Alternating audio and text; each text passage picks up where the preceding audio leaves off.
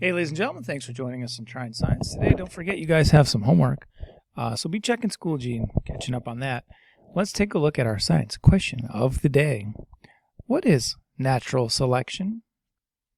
That is a really good question. You know what I want you to do? I want you to go to the video links, and I want you to click on what is natural selection video. I want you to look through it because it's really stated clearly there. And then we'll come back and we'll continue our discussion.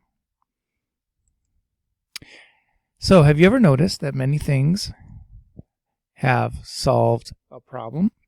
In this case, the problem is, how do we get around? So birds solve that problem by having wings and feathers to fly, but I see a lot of other flying creatures. Here's a bat. That's a mammal.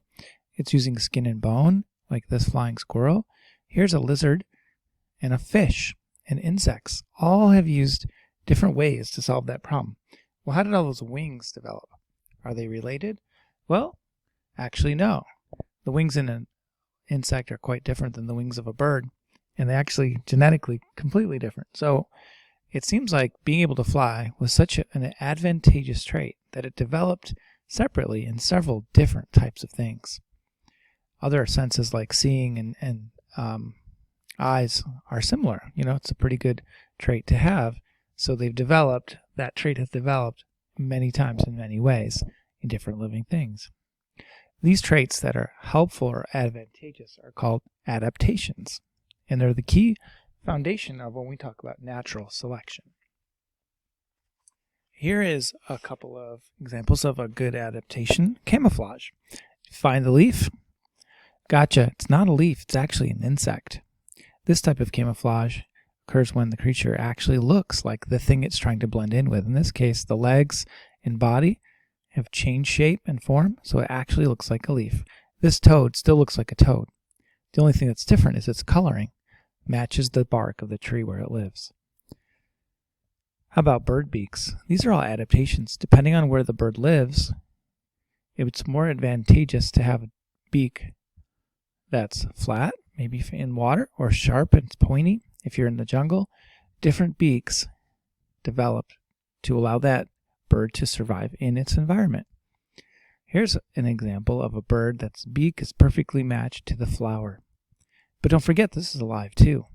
This is an example of coevolution. The flower itself evolved along with the bird so that they're perfectly matched. And it's a perfect trade-off where the hummingbird will pollinate the flower. Bees and moths and other insects will not be able to. It's just matched for this bird, which is a great partnership, if you will. However, if the bird goes extinct, the flower probably will too. So there's lots of examples of creatures living together causing change in each other. If it weren't for cheetahs, zebras wouldn't probably be as stripy because stripes are camouflage that help confuse predators. And if zebras weren't so tough to get, cheetahs wouldn't have to be so fast and have sharp claws and teeth. So the fact that these two animals are living together, competing and preying on each other, they each evolve step by step together. Owls have an adaptation. Besides flying, their wings, feathers have an adaptation that means they are fringed. That muffles the sound of air, so their flight is almost quiet, silent. Mice have to evolve larger ears to hear the tiniest rustling of the wind.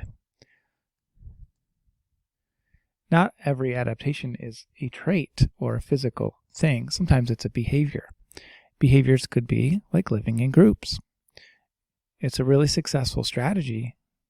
If a predator is out to get you, living in groups means you're not the only one.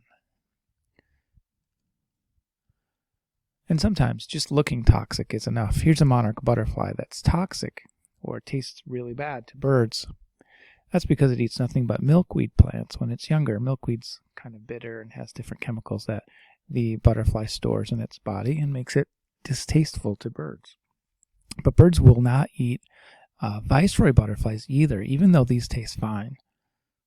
How do I know? I don't. But I know viceroy butterflies are mimicking, and it's happened through natural selection, not by thinking or wanting it to happen or even trying, But just because some of these were a little bit orange, the ones that look more like monarchs don't get eaten, and they pass those genes on. This is a bee. It has a stinger.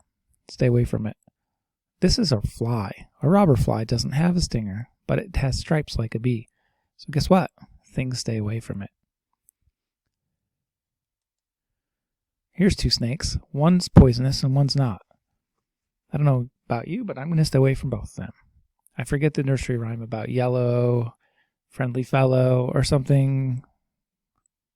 Red on black, friend to Jack. I don't know. I don't remember this stuff. I'm just going to stay away from the coral snake and the king snake, if you don't mind. They both look pretty dangerous to me. Now, only one's poisonous. Now, we're going to take some notes. Look in your packet. You find a sheet that has islands on it. And those are places that you can write these 4 principles of natural selection. So pause if you need to as I talk you through natural selection. 1, overproduction. Lots of species produce more offspring than can survive. Think about like frogs. They make lots of extra eggs and things, and if they all survived, we'd be up to our ankles in frogs, but we don't see that. Many of the offspring don't survive. 2, with all those different offspring, some of them look different than their parents. They may be born with different natural variations from different genes, or recessive or dominant, or combinations, or new parents, different things, or even a mutation where it caused more of a drastic change. So maybe a frog has a different coloration. Maybe it's a little more brown than its sisters or brothers. Competition. The world's a tough spot to live, so there's lots of competition for food and space, places to live, and predators and other things are putting pressure on living things. Could even be the environment itself. Maybe it's quite hot or cold, or maybe it changes suddenly, and creatures that are able to survive, number 4, or are selected, the ones that live long enough to reproduce, well, those genes are going to be passed to the next generation. So ones that don't survive because they don't fit into the environment might not make it. So that is the 4, and it continues and just continues and continues. And natural selection is how this works. Pause if you need to. So it starts with this idea of survival of the fittest.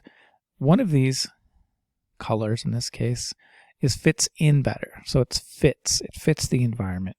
Let's say it's green, just for camouflage sake. Natural selection is the how does it happen? How it happens is that the purple creatures won't survive long enough to reproduce, where a green will.